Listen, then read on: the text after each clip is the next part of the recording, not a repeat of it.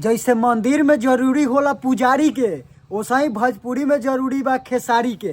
का हो खेसारी भैया, सही कहनी हनु? चश्मा उतार न तो हमरा डिस्टर्ब होता। अरे मर्दे, चश्मा नानू पहनले बानी, उ पहिलका वीडियो में पहनले रही। अच्छा, वो दूसरा के देखावे खातिर। हाँ तो ब्यास फीलिंग के समझ, पहले चश्मा पहनले रही नु तो एको गो माल ना पटत रही सो, अब चश्मा निकाल देले बानी नु तो 4 गो माल पट गेल बा। हाँ तो ब्यास रोका, वही में से एगो के कॉल लगाओ तानी, तू लाइन पर रहिया।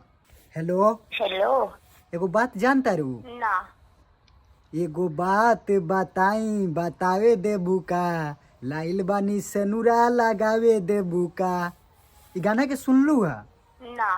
ना सुनलू है?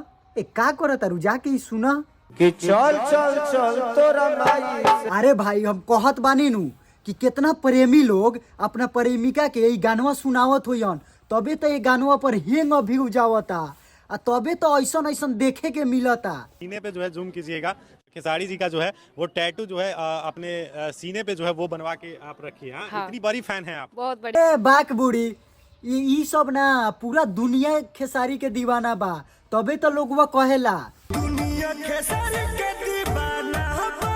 हाँ तो भाई लोग, हम मजाक मस्ती के करतानी बंद, तोहनी के बतावतानी कि भले कम बजट में गाना शूट भइल बा, लेकिन देखला से नु लागता कि गाना लाखों में एक पीस बा।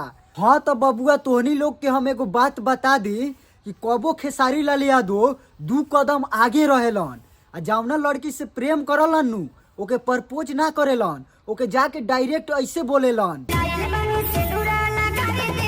हाँ तो भाई लोग, तोहनी के हम बता दी कि कितना लड़का बारन सनु जो लड़की के जाला से तो प्रपोज करेला और शादी के पहले ही सब कुछ करे के चाहेला, लेकिन ये एगो खेसारी बारन जे को सीधे लड़की के प्रपोज ना करेलन, सीधे कहेलन कि लाइल बानी सिंदूर लगावे देबू का।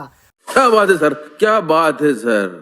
हाँ तो भाई लोग, लड़कियों से कंफ्यूज हो जाली, उ सोचली कि कैसन लड़का बारन कि सीधे शादी के बात करतारन।